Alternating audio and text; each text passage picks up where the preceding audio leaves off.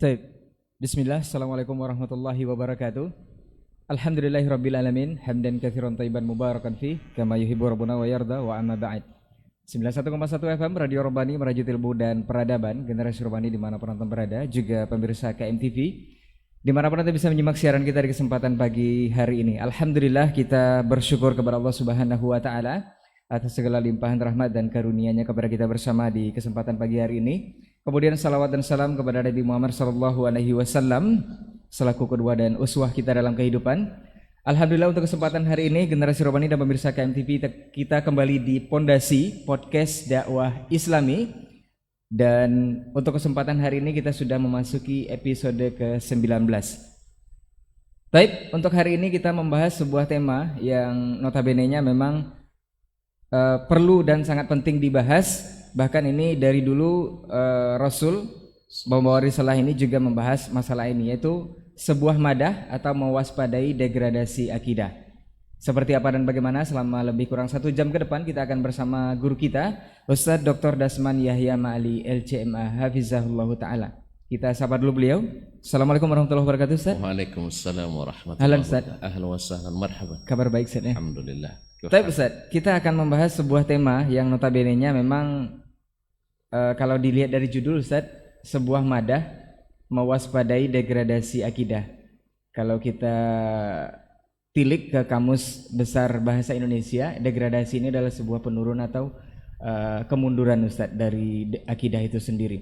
Mungkin kita awali bahasan kita kali ini dengan perkara penting dari seorang mukmin itu atau seorang yang beriman adalah perkara akidah, Ustadz, ya, perkara keyakinan. Apakah ini memang sebuah keterikatan atau ikatan yang kuat antara seorang hamba dengan Robnya, atau hanya sekedar keyakinan saja? Seperti apa penjelasannya, Ustaz? Nah, fadhal. Jazakallah khairan. Bismillahirrahmanirrahim. Assalamualaikum warahmatullahi wabarakatuh.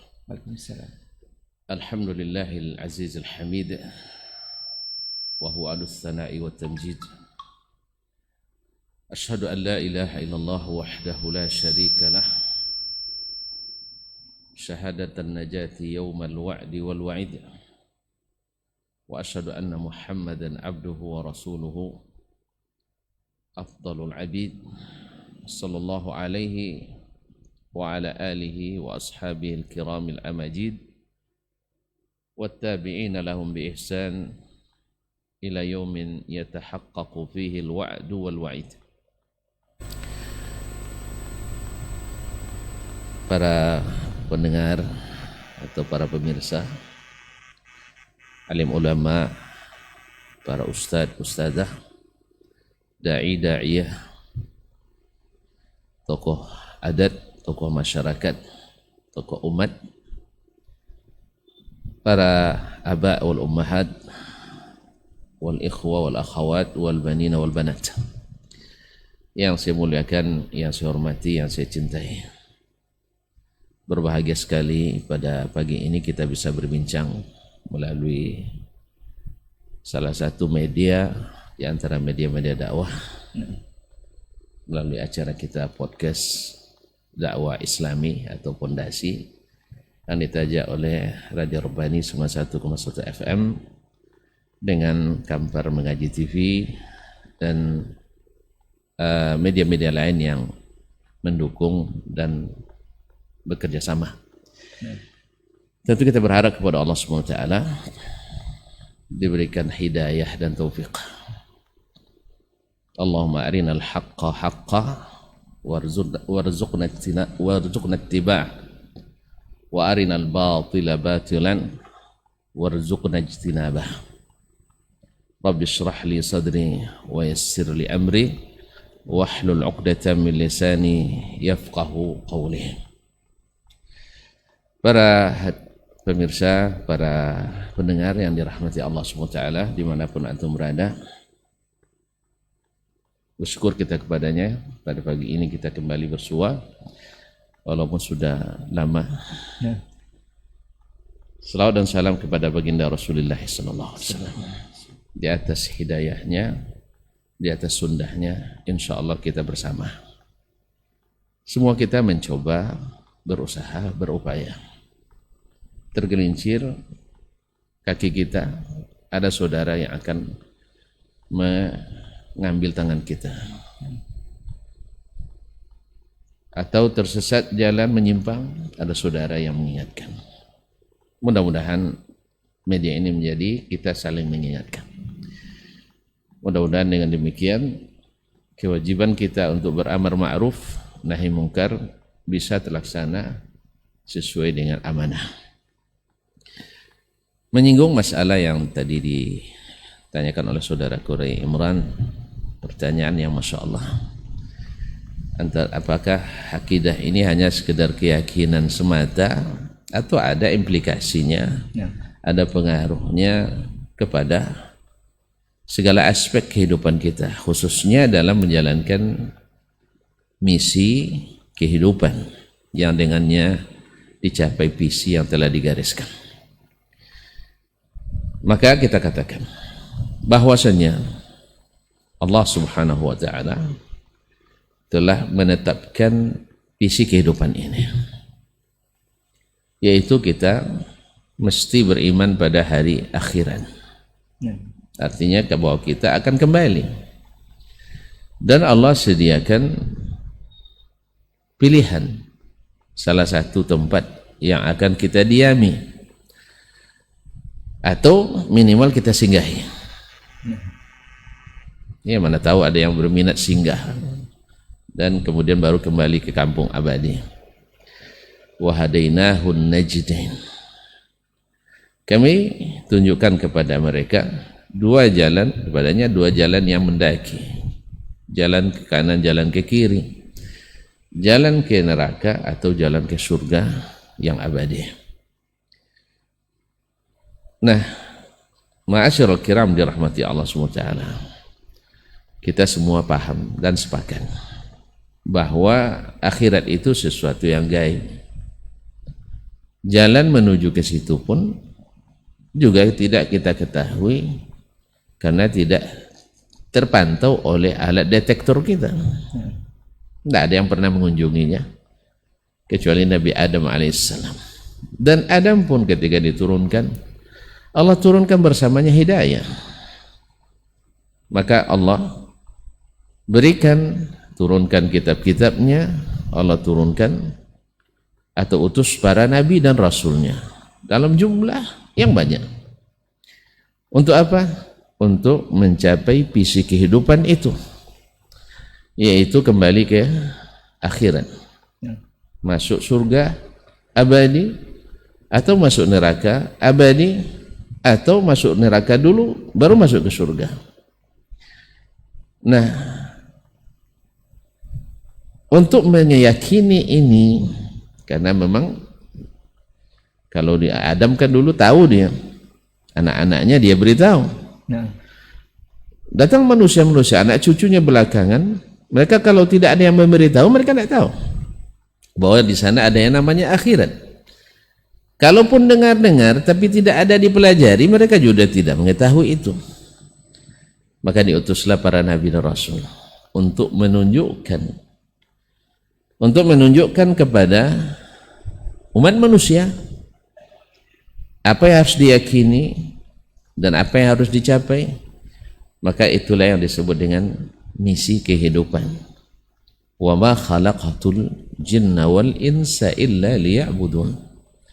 Aku tidak ciptakan jin dan manusia kecuali hanya untuk beribadah kepadaku. Di sini juga belum, kita tidak tahu pula. Sebab ibadah kepada Allah SWT tentu harus membuat Allah menerimanya, ridha kepadanya. Kembali lagi, kita juga tidak mengetahui itu. Agar kita tidak meraba-raba, agar kita tidak merasa-rasa atau mengira-ngira, dan ini sangat rentan untuk tidak sepakat kita. Bahkan dalam satu kampung, satu keluarga, kalau dibiarkan sendiri-sendiri mengira-ngira dan merasa-rasa, susah disatukan. Karena tuan-tuan sendiri tahu bahwa pikiran tak sama. Kata orang tua kita, rambut yang sama hitam, isi di dalamnya pasti berbeda. Maka Allah SWT tidak biarkan itu berkelanjutan dan berkepanjangan. Maka diutusnya Nabi dan Rasul, dan bersama Nabi turunkannya wahyu. Dijadikannya ketaatan mutlak kepada sang Nabi sebagaimana taat mutlak kepada dirinya sendiri. Nah, Nabi inilah yang menjelaskan, dan pada hari akhirat nanti Nabi inilah yang akan menjadi saksi. Misalnya dalam surah An-Nahl ayat 89, Allah Subhanahu wa taala mengatakan wa yawma nab'atsu fi kulli ummatin shahidan wa ji'na bika 'ala haula'i shahida. Afwan.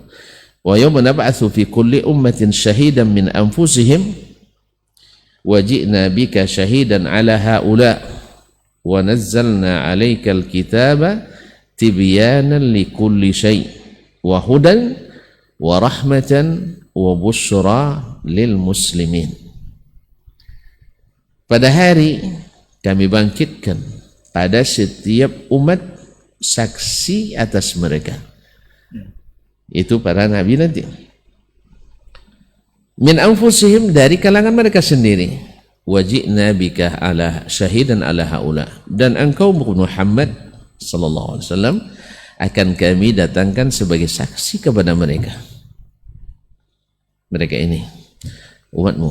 Wa nazzalna 'alaikal kitaba tibyanan likulli syai', dan kami turunkan kepadamu Al-Qur'an, Al-Kitab, tibyanan likulli syai', menjadi penjelasan terhadap segala sesuatu. Wa hudan, menjadi petunjuk, wa rahmatan, sebagai rahmat, wa busyra lil muslimin, dan membawa kabar gembira bagi siapa? Orang-orang Islam. Jadi Al-Quran menakutkan bagi selainnya, berita gembira bagi orang-orang Islam. Jadi wajar kalau orang-orang yang tidak Islam tidak suka dengan Al-Quran, wajar. Orang-orang munafik yang bernama Islam tidak suka dengan Al-Quran, wajar. Karena memang wa busyra lil muslimin, busyra lil muslimin. Ma'asyiral kiram yang dirahmati Allah Subhanahu wa taala. Berkata Imam Ibnu Jarir At-Tabari dalam tafsirnya Jami'u Al-Bayan juz 14 161, nazzalna 'alaika ya Muhammad hadzal Qur'an, kami turunkan kepada Muhammad Quran ini, bayanan likulli ma bin nasi ilail hajah, menjadi keterangan bagi apapun yang dibutuhkan oleh manusia, min ma'rifatil halal wal haram wal thawab wal iqam, berupa pengenalan terhadap yang halal, di antara mengenal yang halal dan haram, pahala dan dosa. Ini menunjukkan bahwasanya Al-Quran menjadi keterangan apapun yang dibutuhkan oleh manusia dari urusan agama ini, bahkan urusan dunianya. Ma'asyiral kiram dirahmati Allah, bahasa tibyanan likulli syai', keterangan bagi segala sesuatu. Nah, kita tahu bahwa yang paling dibutuhkan oleh manusia adalah akidah. Sebab dengan akidahlah terpisah mana yang dapat hidayah, mana yang tetap di jalan dhalalah. Siapa yang dapat petunjuk, siapa yang tersesat. Mana ahlul jannah dan mana ahlul nar, mana ahli surga dan ahli neraka. Berarti akidah adalah yang paling dibutuhkan, karena itulah yang membedakan mana yang di jalan yang lurus, mana yang di jalan yang tidak lurus. Dan bahkan dalam satu agama sendiri, misalnya kita umat Islam dan juga umat-umat sebelum kita seperti Yahudi dan Nasrani, kenapa mereka terpecah? Karena terpecahnya akibat daripada berbeda dalam talaqi akidah, sehingga berimbas pula pada cara-cara ibadah. Oleh sebab itu, seperti yang pertanyaan antum tadi, apakah hanya keyakinan saja? Tidak, dia akan berimplikasi kepada hal-hal lain ibadah.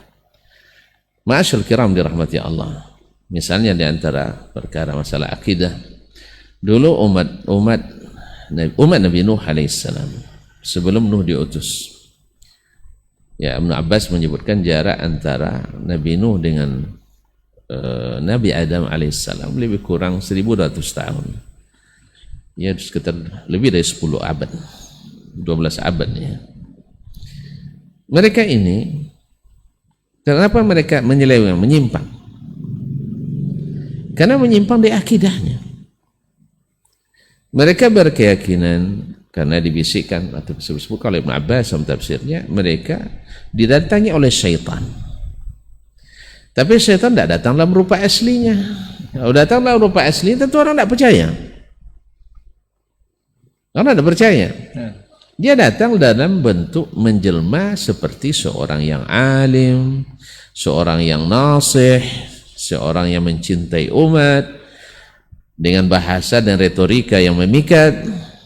Lalu disesatkan mereka dengan cara itu. Dari mana? Dari akidah, keyakinan.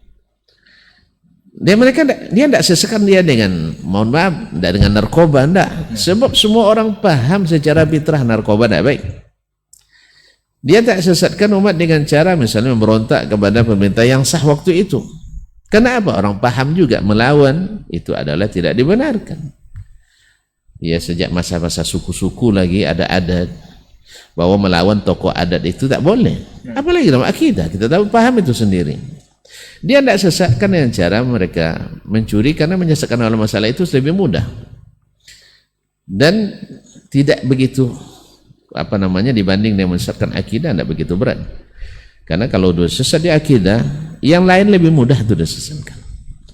Makanya ditargetkanlah untuk menyesatkan mereka akidah secara berangsur tapi pasti, membuat suatu keyakinan bahwa mereka ini orang-orang yang pendosa, sedangkan yang Yaghus, Ya'uq, Nasr dan Wad dan itu, mereka itu adalah orang-orang saleh. Pertama dibisikkan atau diajarkan oleh syaitan, kalian ini kan anak-anak orang saleh. Nah, gimana caranya? Buatkan gambar-gambar di tempat mereka biasa duduk, tempat kalian biasa duduk, di situ kelihatan gambarnya. Oh, ingat, habis generasi ini ya, yang mereka terima di generasi pertama supaya mengingatkan kepada Allah. Bagus. Generasi kedua semakin tidak berilmu juga, yang mereka terima dari ayah bapaknya hanya untuk mengingatkan. Datang lagi syaitan dalam bentuk retorikanya yang memikat dengan bahasa yang Masya Allah seperti pemberi nasihat. Lalu katanya, kalian ini semakin jauh dari kebenaran, maka kalian ini kalau berdoa tidak bakal dikabulkan kecuali melalui gambar-gambar. Siapa itu? Oh, itu nenek moyang kami orang saleh. Nah, mereka itu orang-orang dekat pada Allah SWT. Bukankah kalian atau mendekat raja nanti harus melalui para penggawanya, melalui para orang dalam, abdi dalamnya ya, orang-orang dekat. Akhirnya mereka mulai bertawassul dengan mereka. Habis lagi generasi ini, lambat pasti, akhirnya mereka menjadikannya patung-patung yang benar-benar disembah sebagai wakil-wakil Tuhan.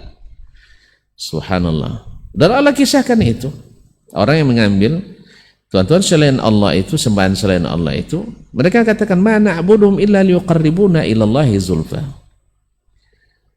Nah, setelah pasti ini, hanya iblis nyaman. Segala jenis kemungkaran mereka dapat melakukan dengan cara seperti tadi.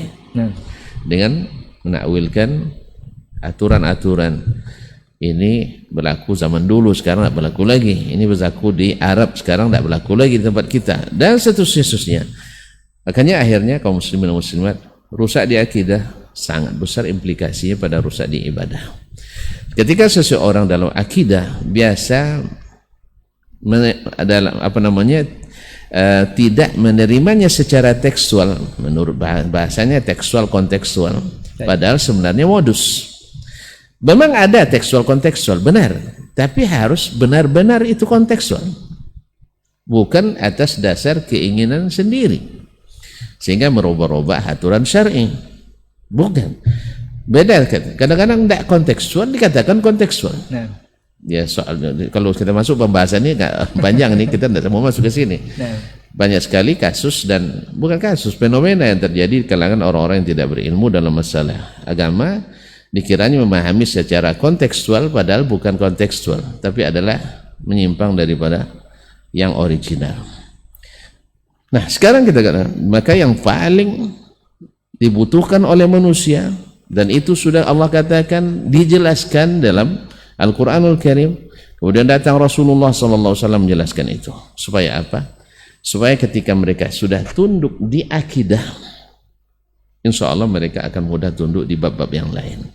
Itulah sebabnya kenapa baginda Rasulullah SAW ketika pertama berdakwah, subhanallah 13 tahun lamanya di Makkah, semuanya tentang masalah ketundukan pada Allah, tundukan pada Rasulullah, iman pada hari akhirat, yang memberi berita tentang, beri harapan tentang surga, kemudian menakut-nakuti jangan sampai masuk neraka. Sehingga kalau ini sudah terpola dalam pola pikir mereka ketika mereka memperhatikan sesuatu, ini disukai Allah atau tidak, ancamannya neraka, harapannya masuk surga, mereka pikir lagi, kalaulah kita di dunia ini punya kendaraan mewah seperti ini, bayangkan kemewahan kendaraan di akhirat. Kalau kita punya istri yang secantik ini di dunia, bayangkan bagaimana bidadari surga. Nah, ini tertanam pada diri mereka, sehingga mudah baginya untuk mengikuti apa yang diperintahkan Allah, sehingga tidak cari-cari modus lagi untuk meninggalkan perintah atau melanggar larangan Allah Subhanahu wa taala. Baik Ustaz, kita tahan dulu Ustaz. Jadi boleh dikatakan perkara akidah ini memang adalah perkara yang sangat penting sekali, bukan hanya sekedar keyakinan, tadi implementasi dalam kehidupan juga. Dan ini kalau terjadi degradasi atau penyimpangan, ini akan berakibat kepada seluruhnya Ustaz, ya. Betul sekali. Ada sebuah ungkapan Ustaz, bukan ungkapan, mungkin ini sering kita dengar di waktu sekolah-sekolah dulu Ustaz.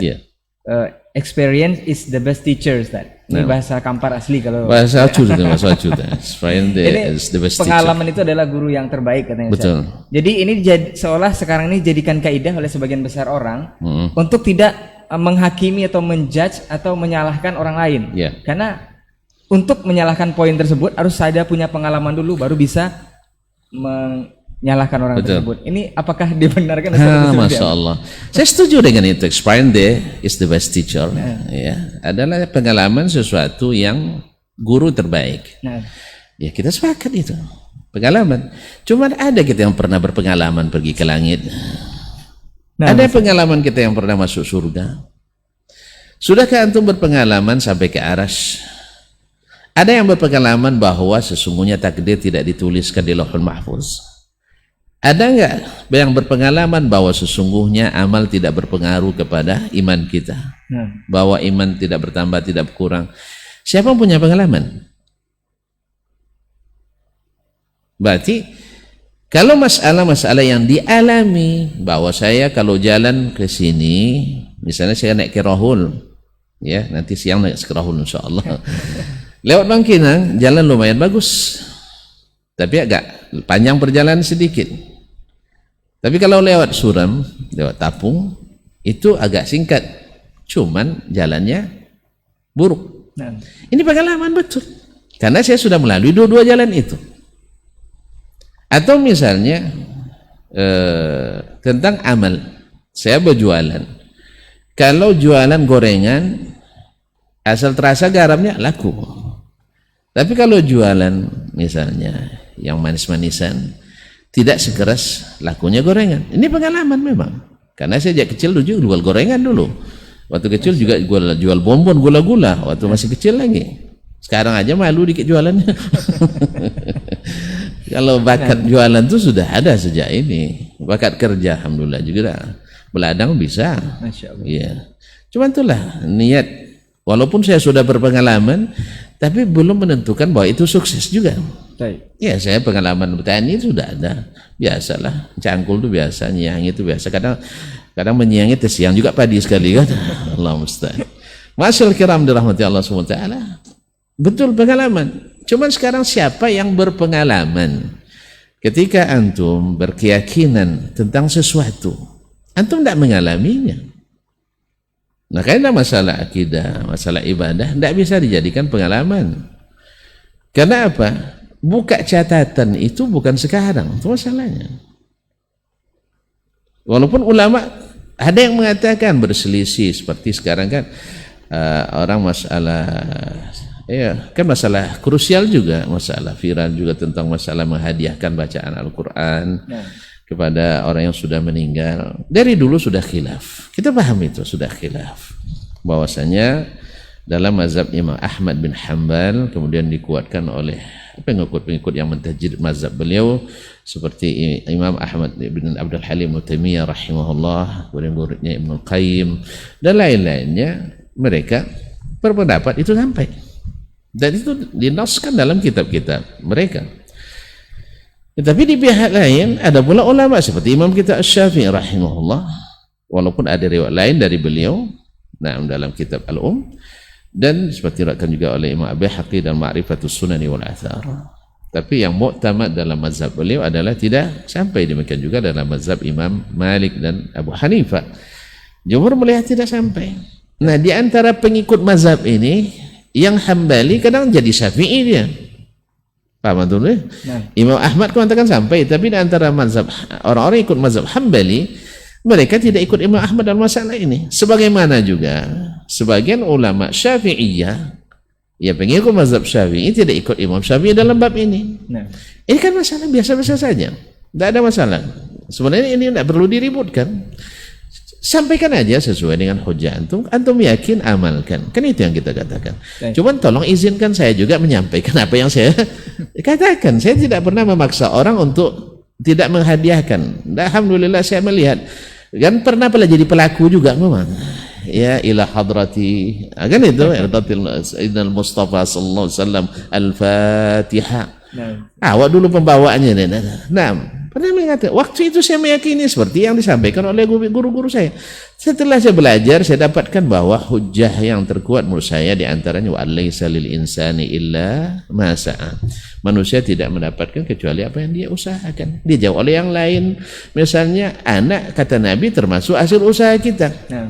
Taib, sekarang betul enggak penafsiran ini ditafsirkan oleh Nabi dan para sahabat? Ternyata subhanallah, ya sepanjang yang kita ketahui tidak pula ada mereka yang mengamalkan seperti itu. Padahal mereka adalah, ya walaupun kaidah ini kadang-kadang dicemooh oleh sebagian kawan-kawan kita, law kana fi khairun lasabaquna ilaihi, andainya ada kebaikan dalamnya pasti mereka lebih dulu daripada kita. Ini betul. Tapi kalau tidak terima itu urusan lain. Sebab apa?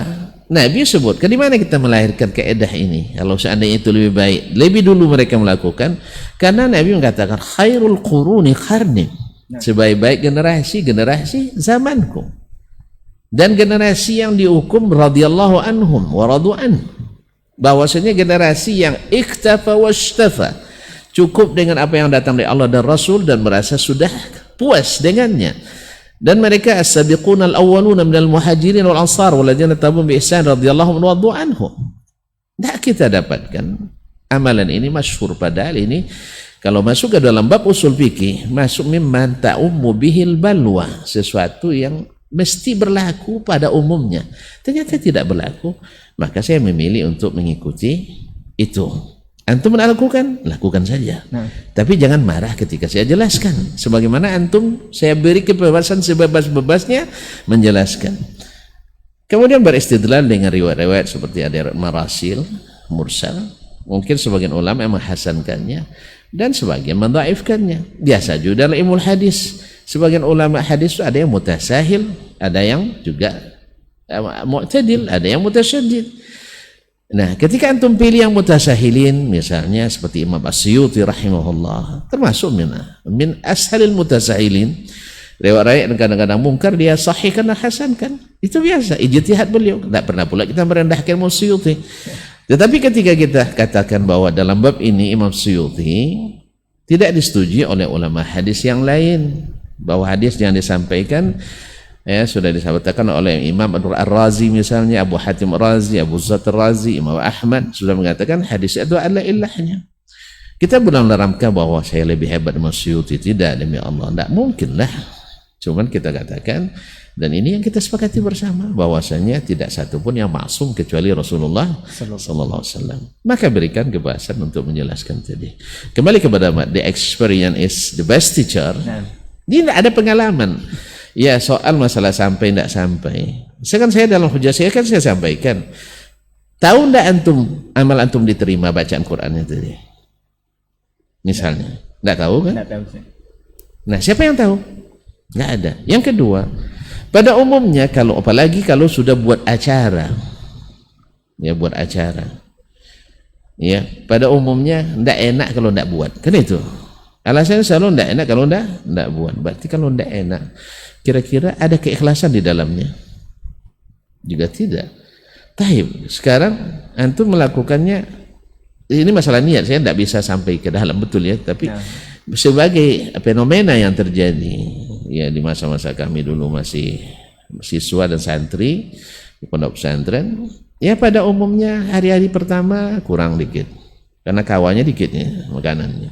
Yang ramai itu hari finalnya gitu. Finalnya ramai memang karena makan besar. Nah, apakah ramai ini tidak merupakan indikasi? Oke lah, tidaklah. Ya misalnya memang final harus ramai pesertanya. Oke lah. Kembali ke yang tadi. Antum punya pengalaman tidak diterima? Tidak. Kan semua kan masih mengira. Ulama masih istidlal dengan dalil ini, dengan dalil ini. Sebagian mengkiaskan. Karena kalau sejenis ibadah lain seperti haji itu diantaranya di dalamnya ada baca Al-Quran, diterima untuk dihadiahkan kan kepada orang yang sudah mati. Masa Quran yang sebagian ibadahnya tidak diterima? Besar juga kan? Hujahnya kuat ini. Cuma saya katakan, kenapa yang seperti ini tidak sampai ke sahabat gitu? Atau tidak amalkan secara umum oleh sahabat? Ini bagi saya sangat mencurigakan dan menguatkan mazhab al-jumhur dalam masalah ini. Jelas? Jadi mohon maaf aja, jangan marah-marah antum ketika saya jelaskan. Antum saya berikan pula kebebasan menjelaskannya, pakailah media apapun. Tapi kan alhamdulillah jangan sampai mengatakan ya anak saya tidak paham itu, tidak ngerti baca kitab sebagai anak kan tidak bilang antum tidak ngerti baca kitab. Tapi saya katakan ulama manhajnya berbeda-beda. Wallahu taala alam. Jadi kembali ke tadi, tidak ada pengalaman kita yang bisa dijadikan bukti. Oleh sebab itu kembalilah kepada dasar ilmu kita. Ya, tidak bisa mengenali masalah akidah kecuali melalui apa yang Allah turunkan tadi. Wallahu taala alam. Jadi boleh dikatakan kaidah atau kata ini harus ditempatkan pada tempatnya sebenarnya. Ditempatkan pada tempatnya, sesuatu yang bisa dialami. Nah, tapi kalau boleh jadi, kalau bisa dibilang pengalaman adalah guru yang terbaik, kalau untuk mati dulu berarti Ustaz ya? Iya, mati dulu. Azab kubur, lihat dulu azab kuburnya. Cuman sayang tak ada yang balik. Nah. Ini Ustaz, ada mengenai madah ini Ustaz, atau mewaspadai degradasi akidah ini memang saat ini memang lagi viral ini Ustaz. Bahkan kalau kita scroll atau kita mengakses media sosial, scroll ke bawah, hampir setiap poin itu ada dibahas Ustaz mengenai isu Arabisasi Ustaz. Arabisasi dan baru-baru ini juga viral adalah Wahabi Nusantara Ustaz. Masya Allah. Jadi targetnya itu dikuasai oleh Wahabi Indonesia ini Ustaz. Bahkan di negeri kita ini sudah ada pembangunan yang katanya ini merupakan markas Wahabi Nusantara. Bahkan gadang-gadang untuk mewaspadai gerakan ini. Bahkan di sebagian daerah juga sudah ada pergerakan presidium Ustaz untuk menggerakkan massa untuk membubarkan pesantren-pesantren ataupun tempat-tempat yang dinotabene adalah gerakan Wahabi. Ini apakah ini termasuk degradasi akidah ini atau seperti apa Ustaz? Baik ikhwani akhwati fillah, para pendengar, para pemirsa dimanapun berada. Walillahil ardu jami'ah. Bumi ini milik Allah semuanya, bukan milik Wahabi, bukan mula milik selain Wahabi. Artinya siapapun berhak hidup di negeri ini selama masih mau menuruti aturan yang berlaku. Dan aturan-aturan juga kadang-kadang di sebagian zaman, di sebagian tempat juga kadang-kadang tidak mendukung aturan Allah SWT. Tapi semuanya, tapi the experience is the best teacher tadi. Pengalaman menunjukkan kejam apapun tirani yang berkuasa di masa-masa lalu yang ingin menghilangkan akidah ini, yang menghilangkan agama ini, alhamdulillah Allah SWT walillahil izzatu walillahil izzatu walirasulihi walil mu'minin. Izzah itu tetap milik Allah, tetap milik Rasulnya dan orang-orang beriman. Kalaulah Nabi SAW dulu di tempatnya berdakwah pertama kali, yang notabene negeri kelahirannya, tumpah darahnya, negeri cinta kasihnya, sampai beliau menangis meninggalkan Makkah. Sampai di Syekh Amir, ketika akan di sebuah ketinggian di jalan antara dua gunung, Nabi menoleh ke Makkah sambil menitikkan air mata. Wallahi innaki la ahabbu ardillahi ilayya. Demi Allah, engkau adalah bumi yang paling aku cintai. Laula anna qaumaki akhrajuni ma kharaj. Seandainya kalau bukan karena kaummu yang tidak menerima saya tak akan keluar. Cuma tidak, negeri yang paling dicintai Allah, di situ Ka'bah, awwalu qiblah, yang pertama kiblat. Tapi Nabi SAW dituduh sebagai pengacau, dituduh sebagai pembawa agama baru, dituduh sebagai radikal, dituduh sebagai pemecah belah umat. Padahal yang dihidupkannya adalah apa yang dulu dirintis oleh datunya Ibrahim, Ismail alaihissalam. Awalnya tidak ada patung di Ka'bah kan? Awalnya tidak ada kuburan yang disembah di Jazirah Arab kan? Tidak ada. Semuanya tidak ada. Sama di zaman Nabi alaihissalam. Jazirah Arab dulu, bahkan Nabi mengutus para sahabat, diantaranya Ali bin Abi Thalib radhiyallahu anhu, ketika dia mengutus Abu Tayyah al-Asadi, mau tak kamu saya utus ya seperti dulu Nabi mengutus saya, alla tajida qabran musyrifan illa wa sawaita. Tidak kamu temukan kuburan yang ditinggikan berlebihan kecuali engkau ratakan dengan tanah. Ini perintah Rasulullah kepada Ali bin Abi Thalib. Ali bin Abi Thalib perintahkan kepada orang kepercayaannya Abu Tayyah al-Asadi. Jelas kan perintahnya. Tetapi ketika dalam fase-fase tertentu Jazirah Arab dikuasai, sebagian, tidak seluruhnya, sebagian dikuasai oleh sebagian pemerintahan Islam yang berafiliasi ke Sufi misalnya. Banyak tempat-tempat yang disaktikan di situ, tempat-tempat yang dikeramatkan, banyak kubah-kubah dibangun, bahkan di Baqi. Ada di zaman Nabi? Enggak ada kan? Dilarang oleh Nabi SAW. Bahkan 5 hari menjelang beliau wafat, dilarangnya itu. Jelas sekali hadisnya dalam Sahih Bukhari dan Muslim. Tetapi datang suatu pemerintahan Islam, akhirnya banyak kuburan-kuburan dijadikan destinasi wisata religius. Nah, dan akhirnya dia menjadi sebuah kearifan lokal. Kalau menunjam istilah adat kita, adat Melayu nih, seperti mendiang Bapak Tenas Effendi rahimahullah mengatakan, adat itu ada 3. Ada adat istiadat, itu yang aslinya, ya, tidak terpengaruh oleh pengaruh eksternal dan internal yang berasal juga dari eksternal. Yang kedua, adat yang diadatkan. Itu adat yang diadatkan, bukan asli original, tapi mungkin ada pengaruh berkaitan dengan perkembangan zaman dan waktu serta kebutuhan, sehingga dijadikan sebagai adat yang baru yang diadatkan, tapi diterima secara adat.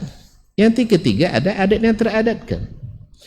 Ini bukan adat tidak diadatkan, tetapi karena tidak ada yang tidak ada yang menegurnya, tidak ada yang mengingatkannya, karena rata-rata takut kan, takut kadang-kadang, akhirnya menjadi sesuatu yang teradatkan. Contohnya sekarang misalnya wanita, perangkatan wanita dan perempuan bersanding itu bukan asli adat Melayu, bukan adat istiadat, bukan pula adat yang diadatkan, tetapi adat teradatkan.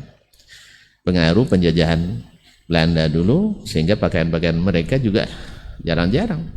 Demikian juga yang pengaruh agama-agama lain seperti acara-acara melepas pergi dan sebagainya, itu ada yang teradatkan, mengikut orang-orang di luar agama Islam. Ini kalau baca secara satu-satu nanti banyak yang tersungking dan akhirnya tersinggung gitu. Padahal itulah kenyataannya. Nah, di Jazirah Arab hal ini juga terjadi. Jadi tidak ada dulu di Ibrahim, tidak pernah mengkeramatkan kuburan, tidak pernah mengkeramatkan tempat-tempat ibadah tertentu, apalagi pohon-pohon. Tapi orang jahiliyah menjadikan pohon zatu anwat. Kalau nak pergi perang, gayutkan pedang di situ supaya sakti mandraguna. Nah, apakah ada di kalangan umat Islam hari ini seperti itu? Wallahu a'lam, mungkin sebagian kaum muslimin juga melakukannya. Yaitu merendam keris di hari-hari bulan Rajab misalnya, atau di bulan Muharram ada macam-macam dan sebagainya. Ya saya tidak begitu paham, tapi tahu sedikit lah gitu ya. Ini adat yang teradatkan. Nah, ketika ini datang Nabi SAW menjelaskan bahwa hal-hal ini bertentangan dengan akidah. Mereka akhirnya menganggap Nabi nak menghilangkan yang disebut dengan kebudayaan Arab, apa nama, kearifan lokal Arab, sehingga mereka menolaknya. Al-Quran ini menceritakan, wa idza qila lahum ittabi'u ma anzalallah qalu bal nattabi'u ma alfayna alaihi aba'ana. Bila dikatakan ikutlah apa yang diturunkan Allah, mereka katakan kami dah ikut, yang kami ikut apa yang kami dapatkan ayah atau nenek moyang kami lakukan. Memang kamu lebih hebat dari sipulan-sipulan ulama. Menurut mereka ulamanya, nenek moyangnya. Karena ada Abdul Muttalib di situ yang jasanya sudah terkenal di seantero Arab, ada Hashim, ada Qusay bin Kilab, ada Adnan. Ya, mereka ada orang-orang hebat, bukan orang biasa. Nah, tiba-tiba datang Nabi Muhammad, ya, nak merubah keyakinan itu. Maka mereka tolak dengan alasan tidak sesuai dengan kebiasaan orang Arab, tidak sesuai dengan budaya Arab. Nah, ini nampaknya mulai bangkit lagi penolakan-penolakan terhadap dakwah Islam dengan alasan tidak sesuai dengan budaya yang sekarang sebut dengan budaya Nusantara. Sehingga dengan kearifan lokal. Yang intinya sebenarnya menolak Islam. Dulu Abu Jahal dan kawan-kawan menolak karena tidak sesuai dengan budaya Arab. Sekarang datang lagi abu-abu yang lain menolak bahwasanya Islam ini sesuai dengan Arab, tidak sesuai dengan budaya Nusantara, sehingga harus lahir pula Islam Nusantara. Ini sudah ditawarkan dulu oleh orang jahiliyah ke Nabi SAW. Ya, biar kita tidak bertentangan, berhadapan, mari kita melebur. Ya, setahun kita ikut agamamu, setahun ikut agama kami.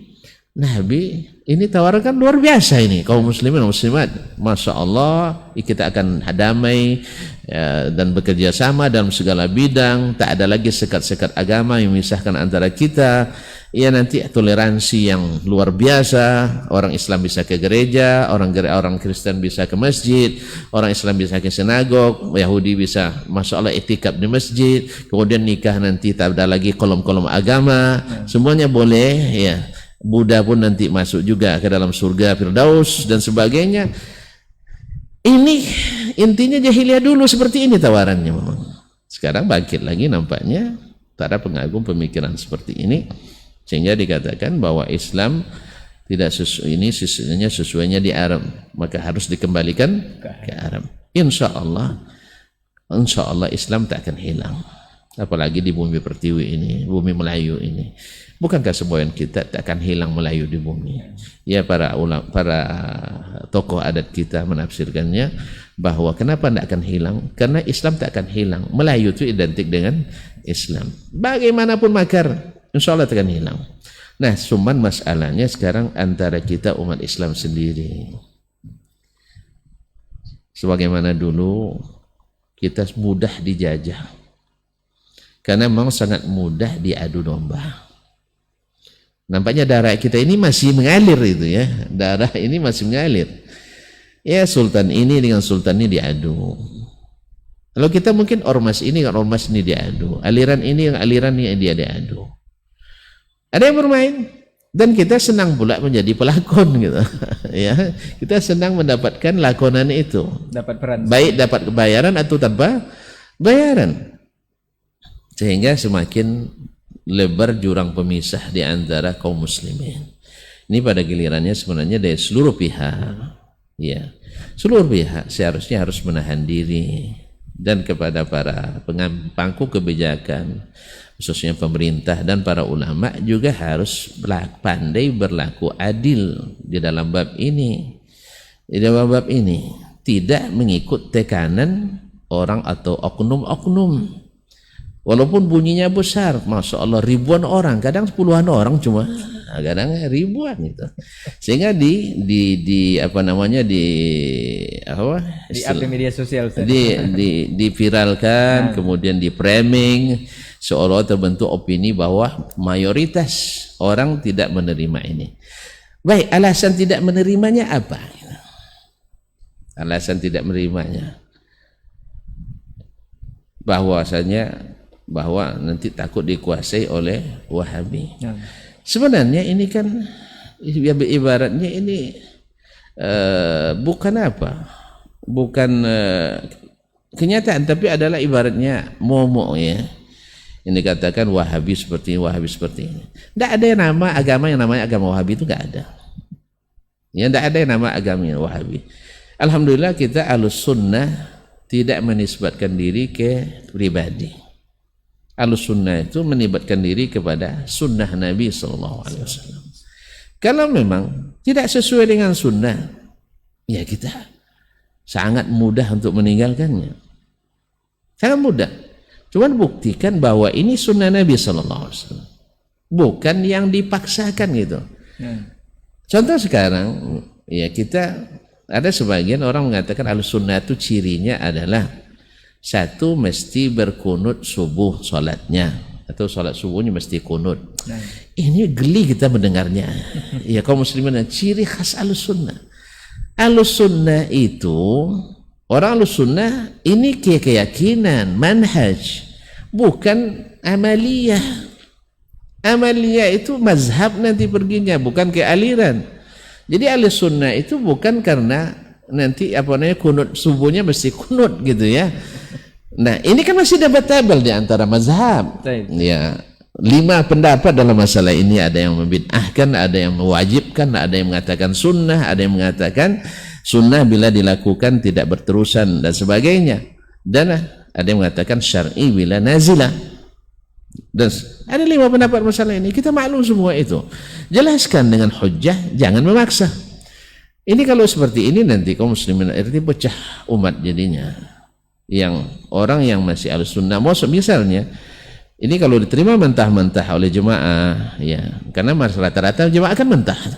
Ya orang-orang hebat pun yang di bidang ilmu lain, pemangku kebijakan, tapi tidak belajar agama, oh berarti dicarinya masjid, di sweeping nanti. Ternyata kalau di Pekanbaru misalnya masjid-masjid yang tidak kunut subuh, ini banyak yang kena nanti kaum muslimin. Orang nanti kita, ya padahal kan ini yang sebenarnya madu domba itu. Iya sebenarnya madu domba, bukan dengan menampakkan ilmu berkat Quran dan Sunnah. Ini sebenarnya madu domba. Atau misalnya zikirnya harus keras baru Ahlus Sunnah. Nah sekarang sunnah siapa yang ditegakkan? Zikir keras bersama-sama itu siapa? Apakah itu yang diamalkan zaman Nabi SAW? Sehingga dikatakan sunnah Nabi. Ataukah itu yang diamalkan zaman sahabat? Juga tidak. Semuanya hanya ihtimalat. Ya, kalau ihtimalat tidak bisa. Idza waqa'al ihtimal batal istidlal. Akan hadisnya bahwa menjaharkan zikir itu sejak zaman Nabi SAW. Tapi yang kedua, pertama zikir katanya. Antum mesti doa bersama katanya. Kan hanya zikir. Oke lah, zikir kan keras-keras, tidak ada masalah. Tapi tidak dipimpin. Tidak dipimpin. Tetapi apakah prakteknya memang seperti itu? Bahwa sahabat mesti zikir bersama gitu. Dan seterusnya. Tentu akan jawabannya pasti tidak. Pasti tidak, hanya pemahaman kita. Kemudian harus rajin kenduri 3 hari 7 hari. Subhanallah, seolah-olah itu yang masyhur. Padahal yang ini diriwayatkan daripada Tawus ibn Kaisan. Dari Tawus perawinya Sufyan Ats-Tsauri, dan Thabit menurut ahli jarh wa ta'dil Ats-Tsauri tidak pernah bertemu dengan Tawus. Berarti riwayatnya munqati'. Mengkata lemah. Oh Imam Suyuti menyebutkan Al-Hawi dalam Fatawi, kemudian Syarhus Sudur dia sebutkan ini. Betul, tadi saya katakan Imam Suyuti rahimahullah, beliau itu adalah mausu'ah, ensiklopedi, semua disebutkannya, ya.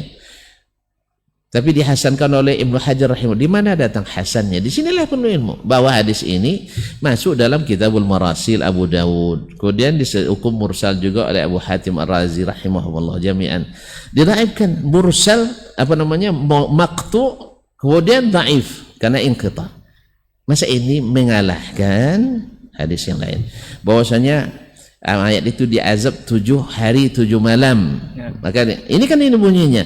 Tapi ini berlawan dengan hadis yang tidak ada dalam hadis muttafaq alaih atau ada Sahih Muslim, bahwasanya dia itu disiksa hanya ketika orang meninggalkan dari kuburan 7 langkah. Masa ini mengalahkan yang kemudian oke lah, betul dia bahwa mesti bersedekah. Kita lihat dari zaman sahabat misalnya, apakah mereka melakukan kenduri atau tidak? Akan mendapatkan juga tidak. Nah, ternyata paman kita, antum jelaskan, tidak ada masalah, tapi izinkan saya juga menjelaskan tanpa marah-marah kita. Kan saya tidak marah kok, cuman tidak marah pun dibilang keras juga itu. Ya antum bilangkan sahih, saya bilang tidak sahih ilmu saya. Antum buktikan dia sahih. Yang jelas dia hanya sampai Taus bin Kaisar. Kemudian Ubaid bin Amr al-Ansari, walaupun ikhtilaf sahabat atau tidak misalnya dia. Kemudian dari Ubaid ini sendiri pertama dia mursal. Mursalnya juga dhaif. Ada rawi majhul yang sampai kepadanya. Subhanallah, gimana? Tapi Imam Suyuti menhasankannya. Di mana hasannya ya Imam? Di mana hasannya? Seluruh jalannya munqati', seluruh jalannya majhul, dhaif. Di mana datang hasannya? Saya kalau kembali ke ilmu hadis yang Imam Suyuti juga paham itu sendiri, tetapi dia tidak terapkan dalam masalah ini. Masa saya harus mengikuti itu? Tapi antum misalnya, daripada ikut Dasmal lebih baik ikut Suyuti, silahkan. Saya silahkan, tidak ada masalah. Cuman yang saya ikuti kan bukan Imam Suyuti, yang saya ikuti adalah generasi sahabat. Ada nggak kenduri sama sahabat? Alhamdulillah. Antum pusing nyari, tidak ada nanti. Tidak ada. Berarti mereka tidak memahami seperti yang antum pahami. Berarti halnya itu bukan masyhur di zaman mereka. Oleh sebab itu, tidak ada di antara kita kecuali mengikuti mereka. Saya memilih yang ini, antum pilih yang itu. Begini aja kok repot. Kenapa harus sampai memprovokasi, mempersekusi dan sebagainya? Oh, enggak, kami disesat-sesatkannya. Bukan, antum aja yang baperan. Kita tidak menyebut antum sesat tadi. Hanya nyebut salah. Masa salah tidak salahkan. Kita sering direndah-rendahkan, malah bukan disalahkan. Oleh sebab, makanya oleh itu ikhwani akhwati billah. Jadi sampaikannya ilmu dengan damai. Dan ini semuanya kan ada dalam kita. Dalam kitab. Antum belajar pondok, kita juga belajar pondok. Dulu kita belajar itu, juga belajar itu, sama. Cuman kan ilmu itu kan berproses. Antum masih senang dengannya dan yakin dengan kebenarannya, alhamdulillah silakan. Cuman jangan buat image. Kan ini yang masalahnya. Bila tidak ikut kenduri berarti tidak sosial. Definisi sosial itu apa? Harus kenduri? Kan tidak mesti itu. Ahlussunnah masa harus kenduri? Ini kan menggelikan ini. Menggalikan. Kemudian harus apa lagi? Harus rajin tahlilan. Harus rajin ziarah kubur gitu. Subhanallah. Nabi yang larang kita untuk jangan jadikan kuburannya tempat yang ziarah berulang-ulang dan waktu tertentu. Bukan melarang ziarah kubur, silakan ziarah kubur, tapi jangan jadikan sebagai program tahunan atau program bulanan, mingguan dan sebagainya. Masuk agenda. Agenda. Kemudian ramai-ramai. Di mana dapat tunjuk ramai-ramai? Oh enggak, kalau boleh sendiri boleh juga ramai. Bukan kita melarang ramai-ramai, tapi menjadikan sebagai agenda, sebagai sesuatu yang berulang-ulang, kan edan kata Nabi. Oke lah, antum tidak paham hadis Nabi, saya terima tidak paham. Tapi siapa yang melakukannya di antara orang-orang yang paham? Ya, Nabi kan punya sahabat tadi. Ya, Ahlussunnah wal Jamaah yang asli itu sahabat Nabi alaihissalam. Siapa yang memahami? Saya tidak paham hadis. Sahabat paham tidak hadis itu? Paham. Paham. Kalau dia paham, ada nggak mereka malah jadikannya destinasi wisata? Alhamdulillah tidak. Kalau demikian berarti saya ikut pemahaman mereka atau ikut pemahaman itu urusan antum. Tapi jangan tersinggung ketika saya menjelaskan. Wallahu musta'an. Jadi kembali tadi masalahnya tadi di masalah Islam yang kearifan lokal. Islam sesungguhnya tidak menghabisi kearifan lokal. Nanti lihat sendirilah. Apa kebahasaan Arab yang dihilangkan oleh dakwah Nabi alaihissalatu wassalam? silaturahim bahkan ditingkatkan. Cuman yang tidak sesuai dihilangkan. Dulu wanita tidak menjadi ahli waris, sekarang Islam menjadikannya warisi. Antum tidak kembalikan itu ya. Dulu wanita tidak diajak atau tidak diminta pendapatnya. Bahkan di tradisi lama kita ada sebagian dari komunitas suku kita dulu, wanita tidak diambil pendapatnya dalam memutuskan suatu keputusan. Tapi masuk Islam, lalu ini dihilangkan, bahwa ibu-ibu diajak bermusyawarah. Iya kan? Nah, sampai-sampai keluar hadis palsu pula ya, gara-gara wanita tidak dilibatkan, istashirun nisa wa syawirun nisa wa khalifuhunna. Jadi minta pendapat ibu-ibu tuh, tapi lakukan seperti lawan daripada yang mereka usulkan. Kalau diusulkan misalnya begini, kita bikin begitu. Sampai keluar hadis palsu sampai mereka. Lalu Islam menaikkan, mengupgrade kedudukan wanita. Kalau dulu wanita diwarisi. Antum misalnya punya ayah antum punya istri yang bukan ibu antum, nafat ayah antum dapat 2 warisan. Boleh, istrinya jadi warisan antum. Nauzubillah. Sekarang enggak. Islam menjadikan istri ayah kita itu sebagai ibu kita. Bukan yang lebih baik. Ma'asyiral kiram dirahmati Allah semua. Dulu tradisi orang tuh salah sedikit perang. Sekarang datang Islam, jangan mudah berperang. Dulu lain suku mudah menyerang. Sekarang jangan lain suku, lain agama pun kalau tidak dalam suasana perang tak boleh menyerang. Subhanallah. Inilah Islam yang kita diajarkan Nabi SAW, dan ini Islam yang kita serukan kepadanya mengikut sunnah Nabi SAW. Dulu orang tidak mengenal adanya pemerintah, yang ada adalah kepala suku. Lalu datang Nabi SAW membentuk pemerintah daulah, sehingga mewajibkan taat kepada pemerintah itu. Dulu tidak ada istilah mereka taat pada suku aja. Nah, selalu Nabi katakan siapa yang taat kepadaku mesti taat kepada pemimpinnya. Subhanallah. Ini yang kita serukan. Aman kondisi kaum muslimin dan muslimat dirahmati Allah SWT, sehingga tidak ada sebentar-sebentar demo kemudian ditunggangi oleh orang-orang yang tidak bertanggung jawab di dalamnya. Akhirnya timbul tuduhan-tuduhan yang macam-macam dan yang bukan-bukan. Karena mirip, sama-sama berjenggot, sehingga seluruh yang berjenggot tertuduh. Sama-sama rajin baca Quran, sehingga yang rajin baca Quran semua tertuduh. Sama-sama rajin ke masjid, akhirnya yang rajin ke masjid tertuduh. Gara-gara apa? Pekerjaan antum saya yang harus pikul tanggung jawabnya. Tapi kita juga sebagai muslim juga kita tidak artinya tidak lepas tanggung jawab. Memang mereka muslim memang, tapi salah memahami. Kita doakan mudah-mudahan mereka rujuk kepada agama Islam yang sesungguhnya. Wallahu taala. Ustaz, ini ada sedikit fenomena Ustaz berkaitan dengan bulan yang sudah kita masuki di bulan Hijriah, itu bulan Rajab Ustaz. Apa hubungannya dengan madahnya? Ini termasuk degradasi akidah kalau dinilai dari sisi kebiasaan Ustaz. Karena fenomena milenial kita saat ini, ketika scroll mereka banyak mengakses media sosial, masuk media sosial, kemudian datang broadcast, itu langsung dibagikan karena di broadcast tersebut terdapat hadis-hadis yang menyatakan keutamaan salah satu bulan ini dengan amalan-amalan tertentu, dan itu siapa yang membagikan akan mendapatkan pahala yang sangat besar.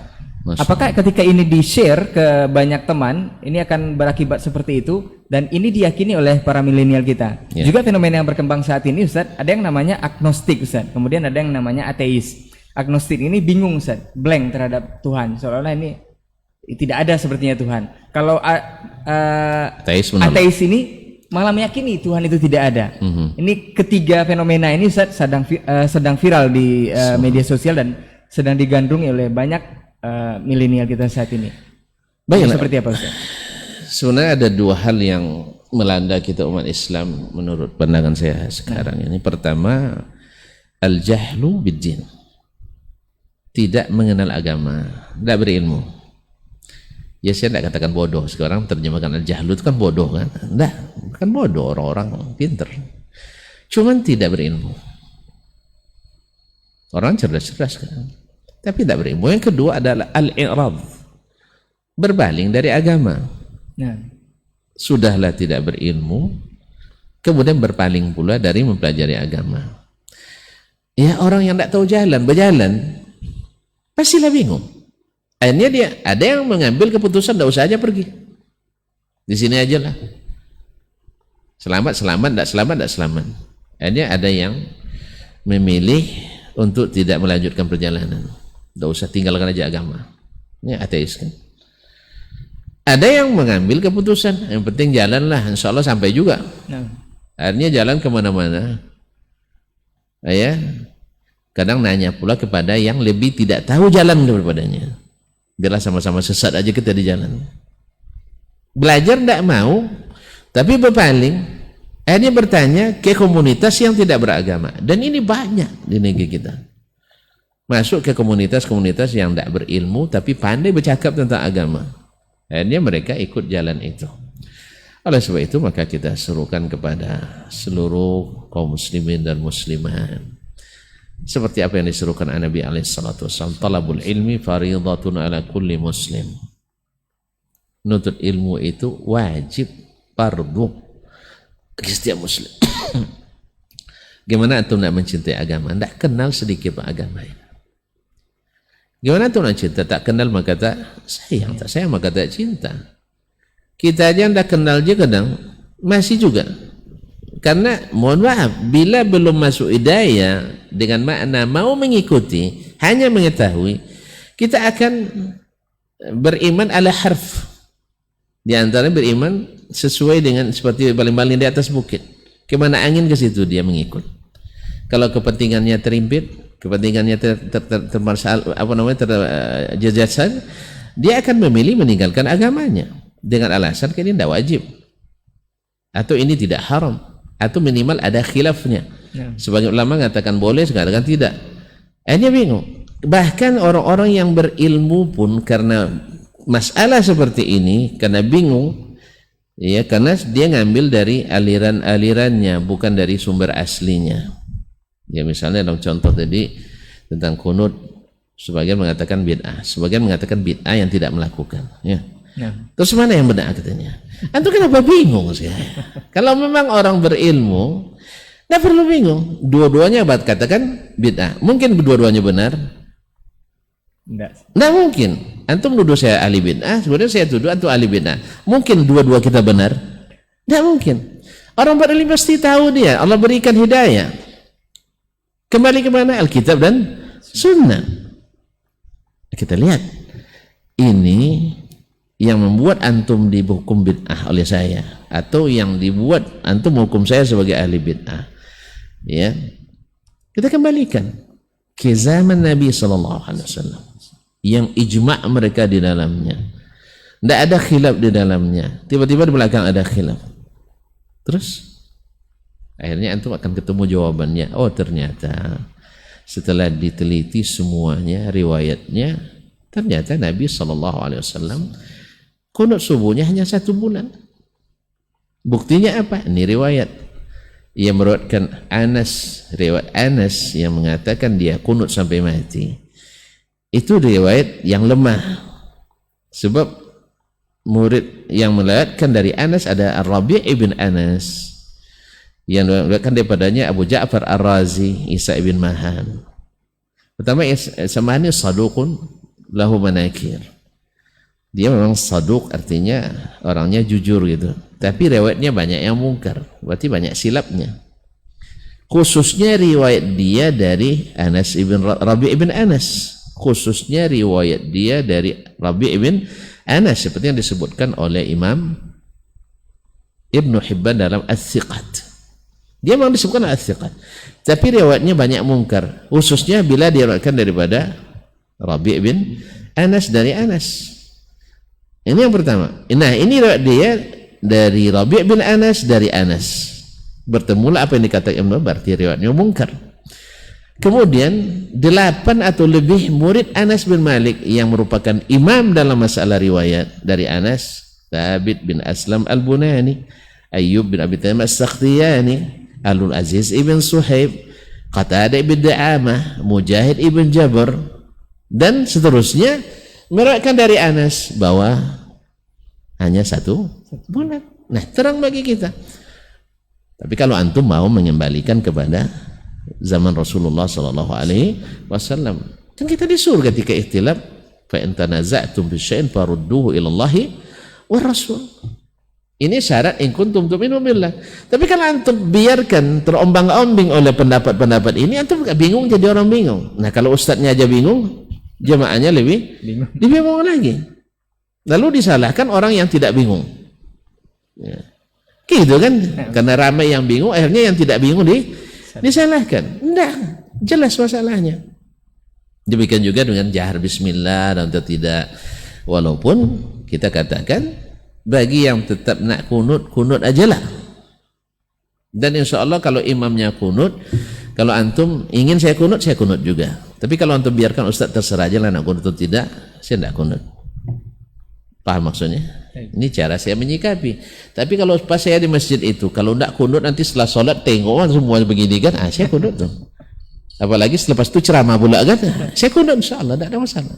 Saya tanyakan ke beberapa guru saya di Madinah, di antaranya Profesor Dr. Anis Tahir al-Indonesi, salah seorang dosen yang alhamdulillah saya sangat dekat dengan beliau. Ya, saya tanyakan gimana sih, kami pulang ke Indonesia, rata-rata masjidnya kunut subuh gitu. Kata beliau, kalau imamnya kunut, Anda kunut saja, sebab ia mengikuti atau menyatukan umat itu lebih bagus daripada mempertahankan suatu masalah yang sifatnya khilafiyah. Tidak ada masalah. Cuman ketika saya jadi imam, antum ikut pula lah saya gitu. Masa antum pas saya jadi imam ikut antum juga, pas antum jadi imam saya ikut juga, apalagi hak saya sebagai imam. Kan ini masalahnya kan. Ya, antum jadi imam harus ikut yang kami inginkan. Ini sebenarnya entahlah ya, mungkin ini ijtihad saya pula, bisa salah bisa tidak ya. Ya saya katakan, kita sebagai ustadz nih ya, lalu kita masuk ke suatu masjid. Ya sebagian besar, saya tahu tuh sebagian besar dai atau ulama kita kontemporer mengatakan ikut kebiasaan jemaahnya. Saya dengan hormat saya hargai itu. Ikut kebiasaan jemaahnya. Artinya kalau mereka nanti menimbulkan masalah kalau antum tidak kunut, kunut saja. Itu betul. Cuman hati saya tidak tentram. Sahabat keyakinan saya, Nabi hanya kunut di nazilah, jelas, dan bukan hanya di subuh. Taib, akhirnya saya menolak. Biarlah imam biasa aja lah, jelas oh? Imam asli, imam rawatib, karena memang afdolnya imam rawatib lebih berhak jadi imam, termasuk di waktu Jumat. Ya kalau yang khatibnya bukan imam di masjid itu, imam aslinya lebih didahulukan. Ini sebagian dikiranya sepaket antara khatib dengan khutbah dengan imam, enggak? Kenapa Nabi dia khatib di imam? Karena dia imam di masjid itu. Dan tidak ada pula imam selain Nabi waktu itu. Tidak ada pula khatib selain Nabi SAW. Demikian juga di mazhab Khulafaur Rasyidin. Abu Bakar imam, dia khatib. Kemudian datang Umar, dia imam, dia khatib. Dan Utsman imam, dia khatib. Jelas? Di zaman kita kan enggak. Khatib kan bergilir. Iya, sudah bergilir juga bosan juga jemaah. Apalagi kalau itu khatibnya terus, apalagi baca kitab pula. Ya khatibnya ngantuk pula kan. Akhirnya jemaah ngantuk. Wasi hebat pun khatib hari ini kalau berulang-ulang orang kita pandang mudah bosan, makanya dia khatibnya bergilir. Nah, kalau seandainya dipersilahkan oleh imam, baru. Tapi yang paling berhak tetap imamnya. Karena dia imam ratib, kita hanya sebagai khatib, jadi tidak sepaket. Walaupun ini masalah saya yakin juga ada khilafnya. Nah kembali ke yang tadi, kita memahami itu semua alhamdulillah, bukan memaksakan, tetapi mesti menjelaskan. Dan seorang ahlul ilmi tidak mungkin tidak jelas baginya satu masalah itu, kecuali ikhtilafnya ikhtilaf tanawwu, artinya ikhtilaf yang sifatnya variatif, tidak kontradiktif. Misalnya antum nak membaca dalam ruku subhana rabbiyal azimi wa bihamdih misalnya, saya ndak misalnya subhana rabbiyal azimi, ya enggak apa-apa. Toh juga tak ada yang mengatakan batal, nah antum baca nak baca juga enggak batal. Yang kedua, dalam masalah ziyadah ini sebagian menganggapnya ziyadatu thiqah, sebagian mengatakan ziyadatu syadzah. Ala kulli hal masih ruang ikhtilaf dan sifatnya juga tanawwu dalam masalah ini. Atau doa iftitah antum Muhammadiyah baca Allahumma ba'id baini wa baina khataaya kama ba'adta bainal masyriq wal maghrib. saudara-saudaraku di Nahdlatul Ulama misalnya dengan tarbiyah, wasliyah dan sebagainya lebih familiar Allahu Akbar kabira walhamdulillahi katsira. Dan ini kita hafalkan waktu kecil dulu kan. Nah. Kemudian yang saudara mungkin di Indonesia ya, saudara kita di Persis dan yang lain-lainnya lebih sering membaca subhanakallahumma bihamdik wa tabarakasmuk wa ta'ala jadduk wa la ilaha ghairuk. Ini variatif sifatnya, tidak apa-apa. Demikian juga ketika membaca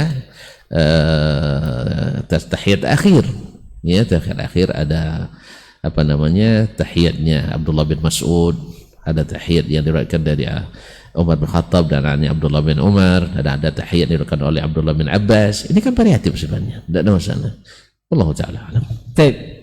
Masya Allah Ustaz, hampir 1 jam perbincangan Ustaz. Subhanallah. Dan yang pastinya Ustaz, untuk poin terakhir kita ingin memberikan sebuah kesimpulan ataupun dikatakan boleh berpesan atau nasihat kepada seluruh kaum muslimin yang menyimak podcast kita untuk kesempatan hari ini mengenai madah ini Ustaz, mewaspadai degradasi akidah ini di negeri kita khususnya.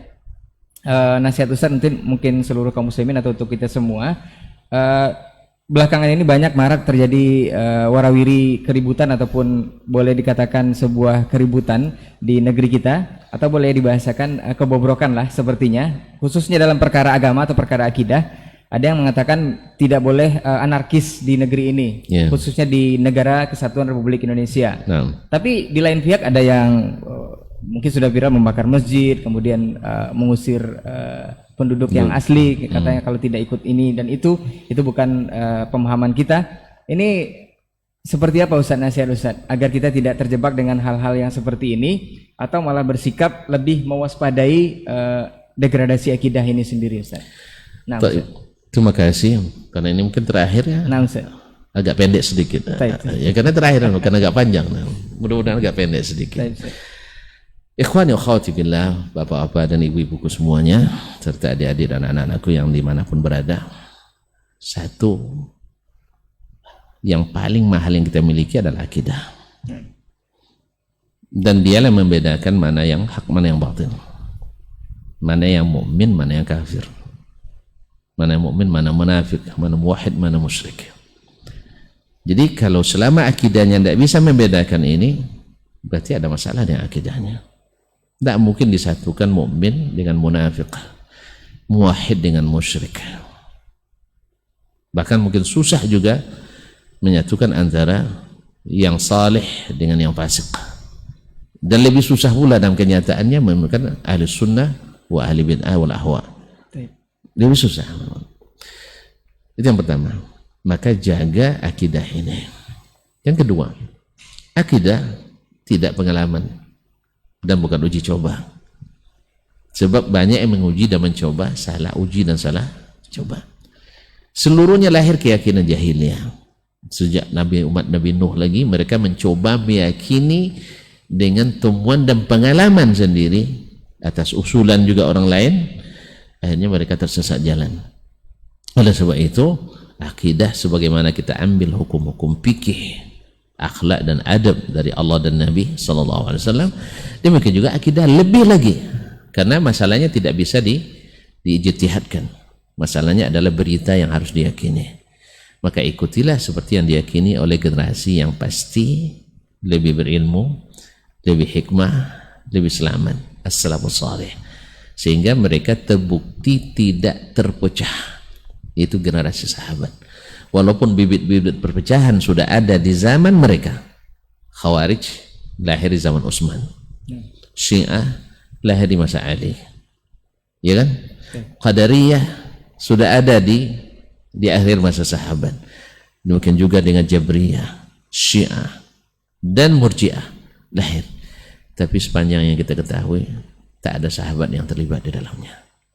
Tidak sebagai pendukung, tidak sebagai pembina, tidak sebagai penasehat, tapi mereka semuanya berlepas diri dari bid'ah dan ahlinya. Berlepas diri dari bid'ah dan ahlinya. Dan inilah manhaj mereka.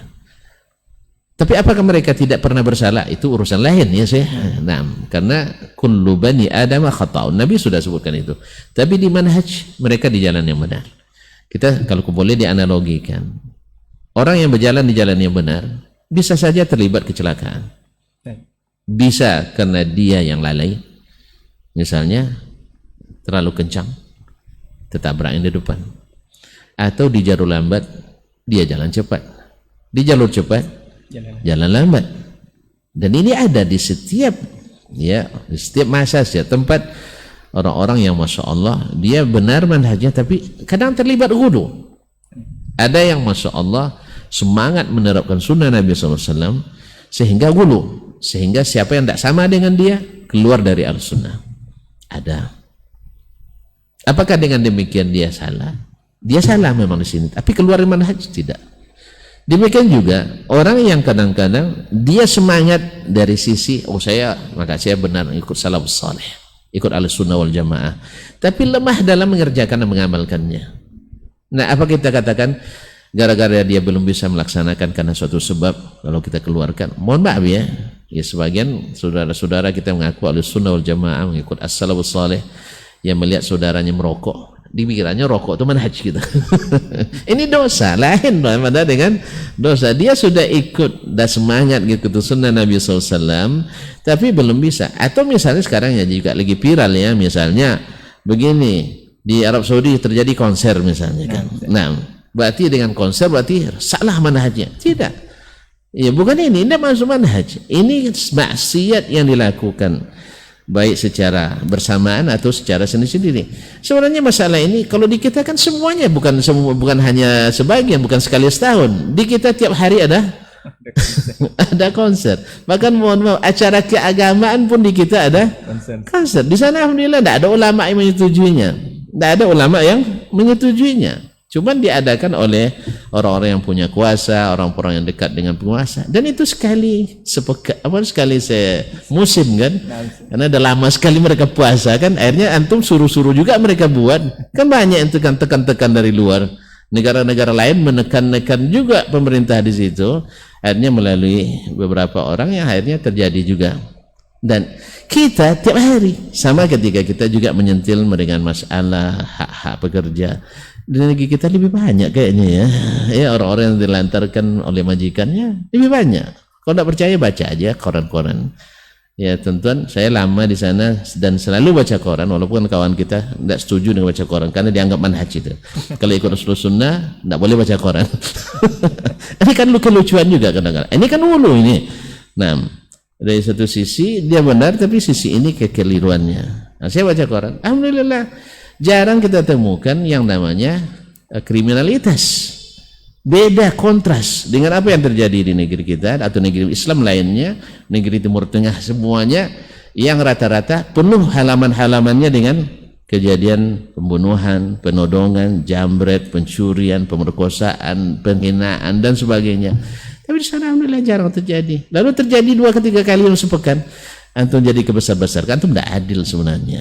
Antum tidak adil. Tapi begitulah. Wa ainur ridha an kulli aibin kalilatun wa ainus sukhti atubdil masawiyah.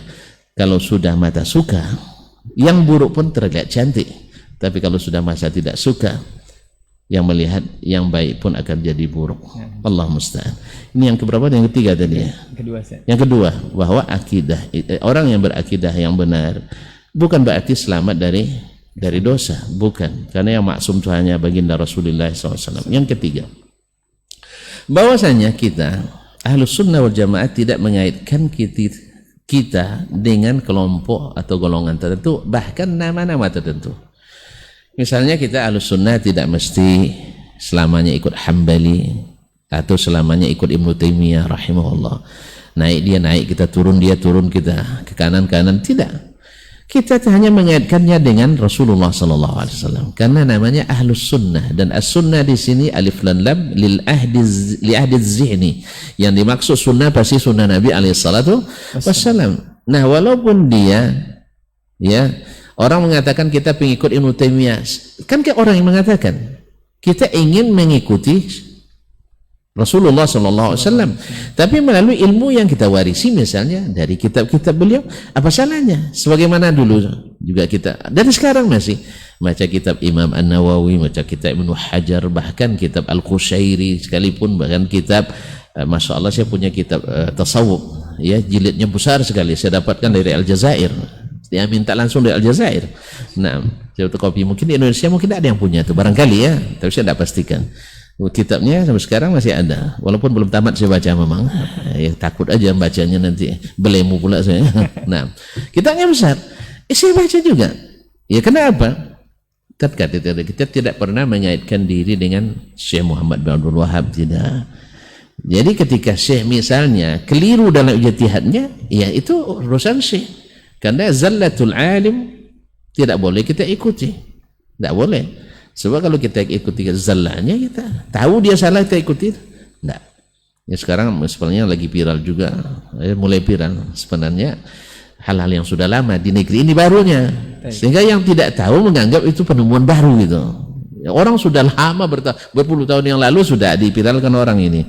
Tapi di Indonesia kayak ini baru masihnya. Maka sehingga saya lihat di grup-grup WA pun jadi bahan viral juga, yaitu kisah tentang atau dalam tanda petik ya dusta tentang taubatnya Syekhul Islam Ibnu Taimiyah daripada akidah as-salaf. Baik. Kita katakan mungkin ada edisi baru tentang ini. Ya. Pertama, kita tidak mengaitkan dengan Ibnu Taimiyah. Walaupun mungkin banyak dari hal-hal yang sama ijtihadnya atau sama yang dipahami oleh beliau, ya boleh saja. Tetapi kita juga mengambil, kenapa sama? Karena beliau mengambil dari orang-orang yang kita ngambil darinya. Misalnya kita baca Tauhid Ibnu Khuzaimah ala aqidah as-salaf. Kita membaca misalnya Syarh Sunnah lil Lalakai juga ala manhaj al-hadis. Kita membaca Kitabul Asma' Sifat ad-Daraqutni alul hadis, Kitabul Iman li Ibnu Mandah al-hadis. Ya, beliau karena ngambil dari situ, maka mungkin sama dengan dia. Mohon maaf, saya pernah berdebat dengan orang Maroko, karena dia saya lihat fanatis sekali dengan Syekhul Islam Taimiyah. Dia sampai bersumpah cukup kitab Syekhul Islam itu sudah jadi alim sempurna katanya. Saya bilang demi Allah juga tidak. Artinya tidak usah baca kitab lain. Saya tidak. Alhamdulillah, ini kelemahan saya bukan kelebihan ini. Saya tidak termasuk yang gandrung baca kitab Ibnu Taimiyah rahimahullah. Ya, jadi kalau ada yang mengatakan saya adalah At-Taimi seperti yang dituduhkan, ini At-Taimi wal Wahabi dan sebagainya, saya tidak gandrung. Sebab yang saya baca di antaranya adalah bacaan Syekhul Islam dan juga dibaca oleh Syekh Muhammad Abdul Wahab. Mungkin teman-teman kita tidak familiar dengan itu. Kitab Syari' al-Ajurri, ya kitab Usulus Sunnah lil Barbahari dan Abu Umar At-Talamanki dan Sharih Sunnah lil Baghawi, Sharih Sunnah lil Tabari dan Aqidatus Salaf Ashabul Hadis di As-Sabuni dan sebagainya. Dan inilah yang menjadi rujukan utama Syekhul Islam. Dan rujukan kita yang utama adalah sunnah Nabi alaihissalatu wassalam, jauh daripada manhaj yang lain. Jadi Ahlus Sunnah tidak mengaitkan dengan nama-nama selain Rasulullah sallallahu alaihi wasallam. Andainya dia rujuk, itu urusan dia. Walaupun masalah ini tidak fakta yang valid, walaupun bagi yang baru tahu, Masya Allah ini penemuan luar biasa. Nanti insya Allah kita bahas pada waktu yang ditentukan tanpa harus melihatkan. Nah yang keempat, bahwasanya masalah khilaf di kalangan ahlus sunnah, di kalangan ahlul Islam sendiri itu memang tidak bisa hilang. Siapa nak coba menghilangkannya, ya sama dengan nak menghilangkan dunia ini. Karena itu sudah disebutkan dalam dumuatnya Nabi kita alaihissalatu wassalam. Pasti 73 itu pasti ya Ustaz. Tapi antum jangan termasuk membuatnya gitu. Apa sebab mereka menimbulkan aliran? Pasti keluar dari sunnah Nabi SAW. Ya, disengaja atau tidak, sengaja atau tidak, karena ada yang sengaja, ada yang tidak.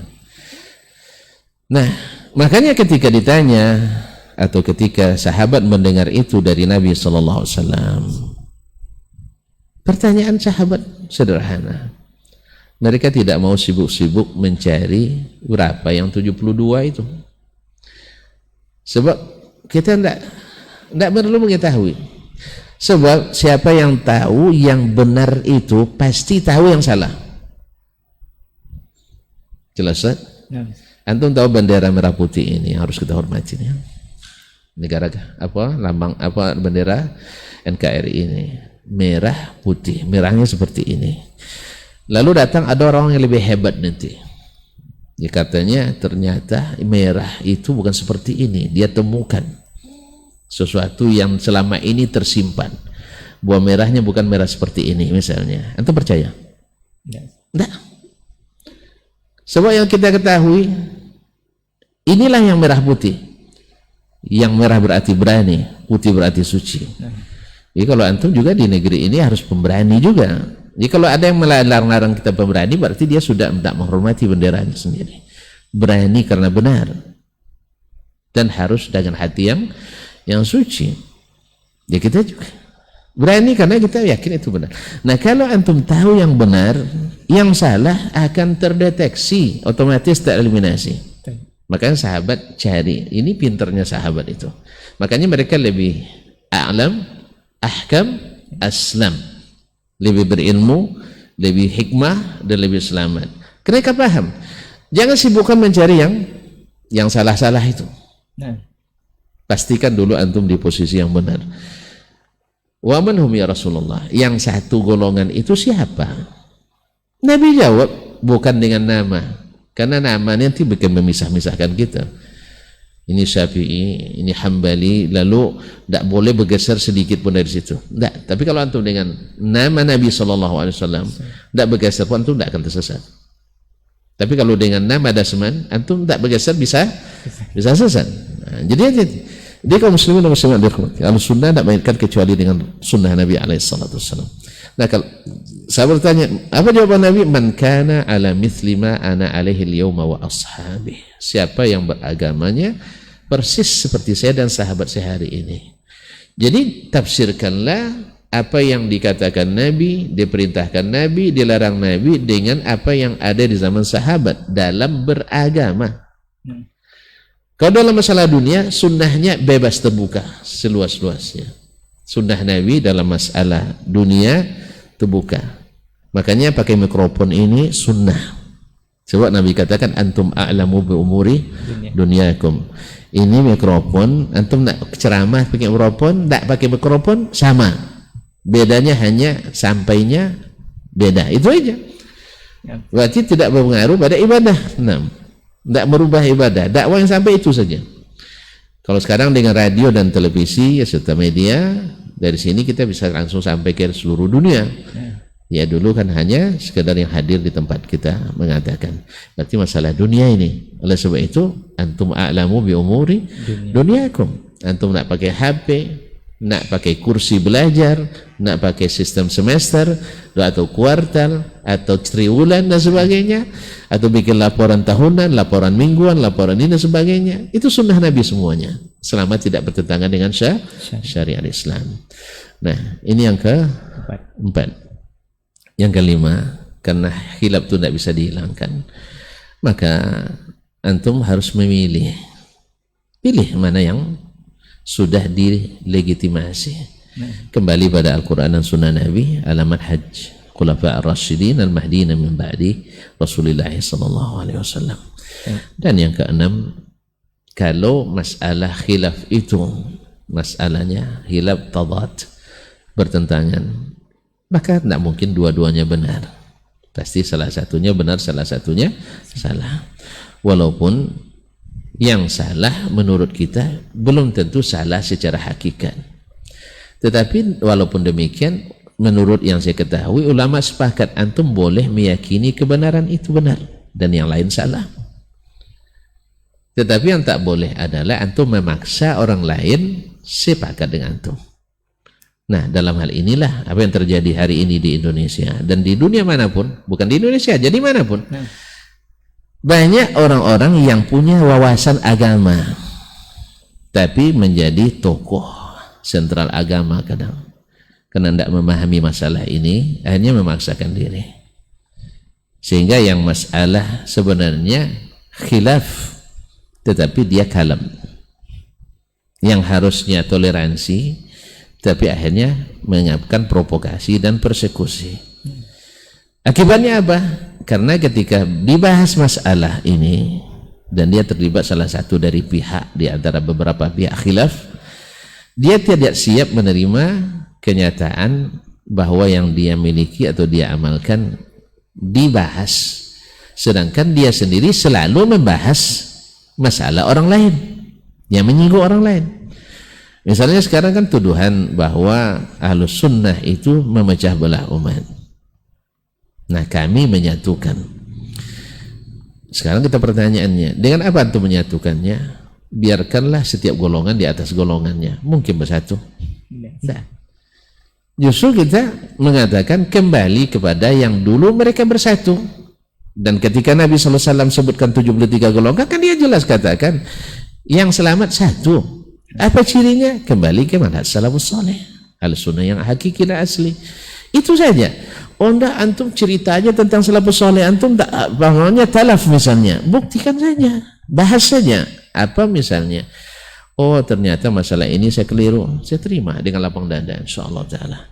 Tapi antum juga tidak boleh maksa tadi kan? Nah, jangan dipaksakan. Kalau sudah paksa, memaksa, inilah yang lahir bahwa nanti kalau as-salaf atau Wahabi berkuasa, kan itu bahasanya, berkuasa hancur kita. Subhanallah.